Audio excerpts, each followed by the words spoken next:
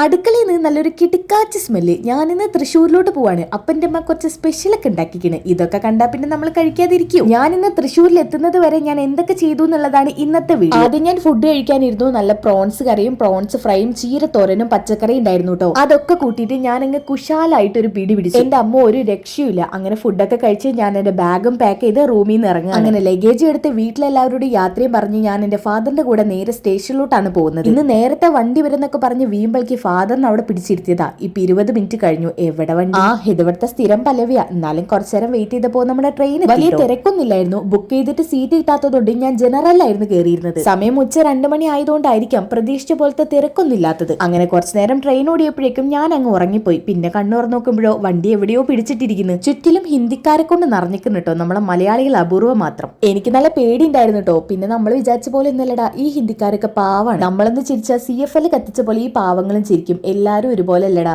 അങ്ങനെ കഥ പറഞ്ഞ് ഞാൻ ഷൊർണൂർ. ഇവിടെ തന്നെ 1-2 പേര് കാത്തു നിൽക്കുന്നുണ്ട് കേട്ടോ. ഇനി ഇതേ ആ 16-ാം പടി കയറണം. അതാണ് എന്നെ സംബന്ധിച്ച് ഭയങ്കര ടാസ്ക് പിടിച്ച പരിപാടി. അങ്ങനെ ടാസ്ക് ഒക്കെ പൂർത്തിയായപ്പോഴേക്കും എന്നെ കാത്ത് 2 പേര് അവിടെ വെയിറ്റ് ചെയ്ത് നിൽക്കാൻ കേട്ടോ. അങ്ങനെ ഞാൻ ഓടിപ്പോയി വണ്ടി കയറി നേരെ വീട്ടിലോട്ട് വിട്ടു. വീട്ടിലെത്തിയപ്പോഴാണ് നിങ്ങൾക്കുള്ളതും എനിക്കുള്ളതൊക്കെ ആയിട്ടുള്ള ഗിഫ്റ്റ് വന്നിരിക്കുന്നത്. ഇനി അതൊക്കെ അൺബോക്സ് ചെയ്യുന്ന വീഡിയോ അടുത്ത വീഡിയോയിൽ ഇടാം കേട്ടോ.